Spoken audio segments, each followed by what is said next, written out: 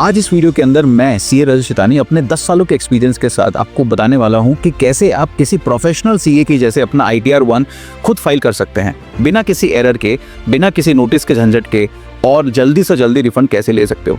ये वीडियो है specifically job करने वाले लोगों के लिए जिनकी सैलरीड इनकम होती है और ITR 1 फॉर्म एप्लीकेबल है जिन पे। तो इस वीडियो के अंदर हम डिटेल में समझेंगे कि ITR 1 फॉर्म फाइल करने के लिए मुझे क्या क्या डॉक्यूमेंट चाहिए, इन्फॉर्मेशन कैसे फिल करनी है, मुझे रेजिम चूज कैसे करनी है कि मुझे ओल्ड रेजिम में जाना है या न्यू रेजिम में, और एरर फ्री ITR फाइल करके मैं कैसे रिलैक्स कर सकता हूँ, कैसे रिफंड जल्दी ले सकता हूँ, हम आज इस वीडियो के अंदर डिस्कस करने वाले हैं। अच्छा, हमको सिखा रिया है।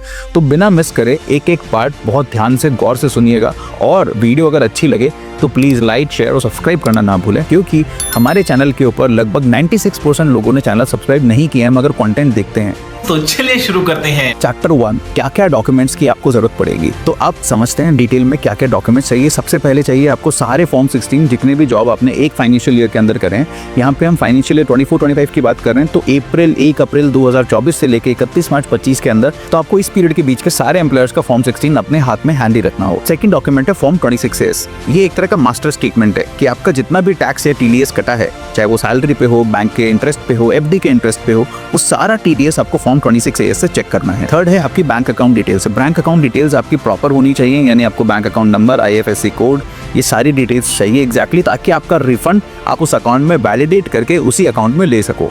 कई बार बैंक प्री वैलिडेशन एरर या वैलिडेशन नहीं होने की वजह से भी आपका रिफंड लेट हो जाता है, तो ये चीज भी हम चेक करेंगे। तो इसके लिए आप अपने बैंक अकाउंट डिटेल्स जरूर हैंडी रखें। फोर्थ इंपॉर्टेंट चीज है आपका पैन और आधार लिंक होना चाहिए। गवर्नमेंट ने बहुत बार डेडलाइंस बढ़ा दी हैं।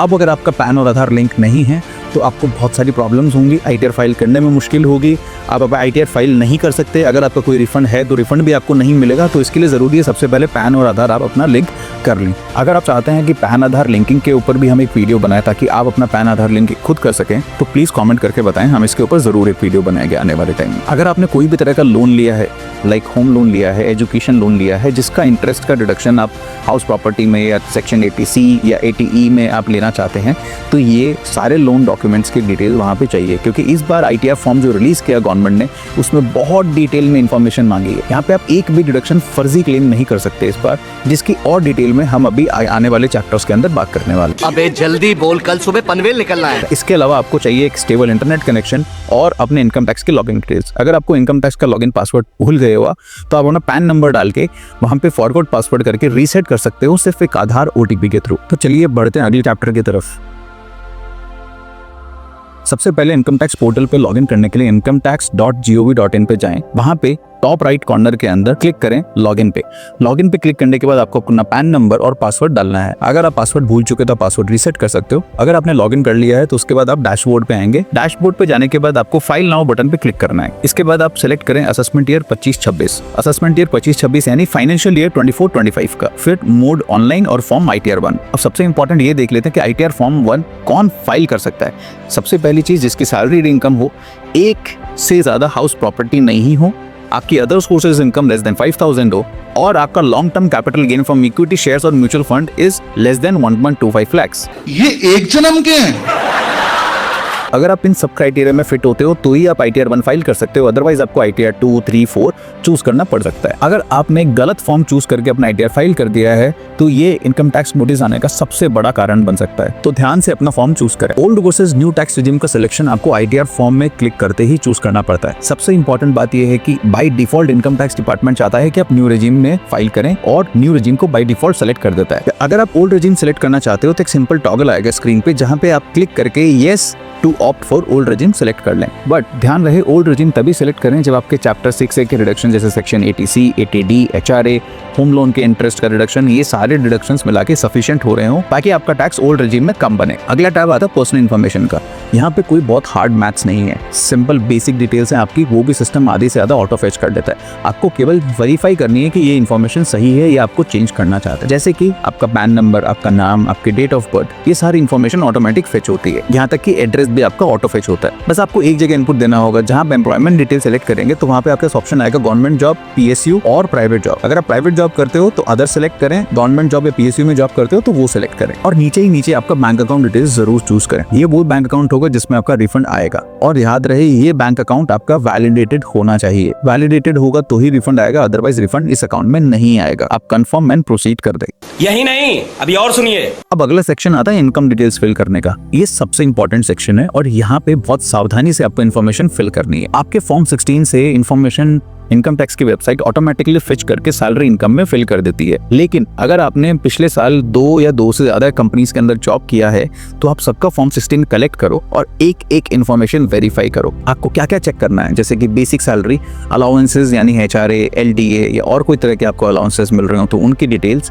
थर्ड है परक्विजिट्स की डिटेल, ऐसी चीजें जैसे कंपनी ने आपको फ्री में गाड़ी दे रखी है या घर दे रखा है, कोई नौकर दे रखा है, ड्राइवर दे रखा है, तो वो सारी डिटेल्स परक्विजिट्स में आएगी। तो यहाँ पे सारी इन्फॉर्मेशन फिल करने के समय पे अगर आपने ओल्ड रेजिम चूज किया है तब आप HRA एग्जेम्पशन वगैरह क्लेम कर पाओगे। अगर आपने ओल्ड रेजिम की जगह न्यू रेजिम ही चूज किया है तो फिर आपको कोई एग्जेम्पशन नहीं मिलेगी। यहाँ पे HRA की डिटेल्स भरते समय ध्यान रहे आपका city of working and city of residence आपको डालना पड़ेगा। लैंडलॉर्ड का पैन नंबर भी डालना पड़ेगा अगर एनुअल रेंट आपका टोटल मिला के 1 लाख रुपए से ज्यादा है तो, यानी महीने का 8,250 रुपए से ज्यादा का रेंट अगर आप पे कर रहे हो तो लैंडलॉर्ड का पैन नंबर भी रिपोर्ट करना मैंडेटरी है। मगर इसके लिए इंपॉर्टेंट ये है कि आपने अपने सैलरी की डिटेल्स भी उतने ही पार्ट्स में बहुत क्लियरली फिल करी हो, यानी बेसिक सैलरी अलग, DA अलग, HRA अलग, LTA अलग, बाकी किसी तरह के अलाउंसेस हैं तो उनकी डिटेल्स अलग से, परक्विजिट्स की डिटेल्स अलग से। उसको सांस तो लेने देवे।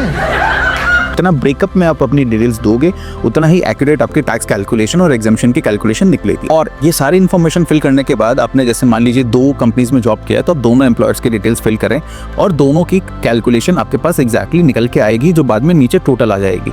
अब बढ़ते हैं अगले सेक्शन की तरफ जहाँ पे है income from house property. Income from house property के अंदर अगर आपने घर रेंट पे दिया है तो ये डिटेल्स फिल करना मैंडेटरी है। जैसे कि यहाँ पे आ रहा है ग्रॉस रेंट, फिर म्युनिसिपल टैक्सेस आपने कुछ पे किए हैं तो एक स्टैंडर्ड डिडक्शन होता है 30% का जो कि गवर्नमेंट आपको ऑटोमेटिकली अलाउ करती है। लेट्स से आपका महीने का रेंट जो आपको मिल रहा है वो 10,000 रुपए है तो गवर्नमेंट बोलती है कि हम 30% मान के चलते हैं कि आपके खर्चे मेंटेनेंस वगैरह में निकल जाता है। रेंटल इनकम में 70% इनकम ही टैक्सेबल होती है, 30% आपको एज ए स्टैंडर्ड डिडक्शन मिल जाती है। फिर आता है होम लोन का इंटरेस्ट, अगर आपने कुछ पे किया है तो वो ऐड करना होगा। होम लोन का इंटरेस्ट ऐड करते समय ध्यान रहे आपको अपना लोन अकाउंट नंबर, बैंक का नाम या फाइनेंशियल इंस्टीट्यूशन का नाम, साल भर में आपने कितना EMI पे किया है, कितना इंटरेस्ट पे किया है और किसमें से कितना प्रिंसिपल पे किया है, वो सारी इन्फॉर्मेशन कलेक्ट करके रखनी होगी।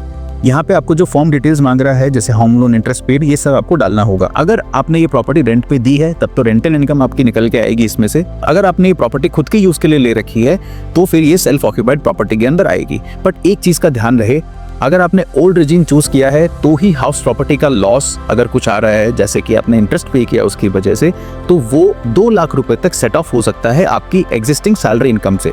मगर न्यू रेजिम के अंदर ये सेट ऑफ प्रोविजंस नहीं है, यानी आपको इनकम फ्रॉम हाउस प्रॉपर्टी के अंदर लॉसेस का बेनिफिट नहीं मिलेगा अगर आपने न्यू रेजिम चूज किया है तो। इसके बाद आ जाते हैं अदर इनकम के सेक्शंस पे। बैंक से मिला हुआ इंटरेस्ट, FD, सेविंग अकाउंट का मिला हुआ इंटरेस्ट या फिर किसी कंपनी का मिला हुआ डिविडेंड, ये सारी इन्फॉर्मेशन आपके अदर सोर्सेस इन्फॉर्मेशन में आएगी। और याद रहे अगर आपको पिछले साल इनकम टैक्स रिफंड मिला है तो उसके ऊपर जरूर कुछ ना कुछ इंटरेस्ट मिला होगा। वो interest on income tax refund report करना ना भूलें, चाहे वो 40 रुपए का इंटरेस्ट क्यों ना हो, क्योंकि सिस्टम को फ्लैग देने के लिए 40 रुपए की इनकम के अंदर रिपोर्टिंग भी खूब है और ये ब्याज तो खुद इनकम टैक्स डिपार्टमेंट दे रहा है आपको, तो इस इन्फॉर्मेशन को तो आप छुपा ही नहीं सकते। बंद करो, हाथ जोड़ के मैं मोदी साहब से गुजारिश करता हूँ।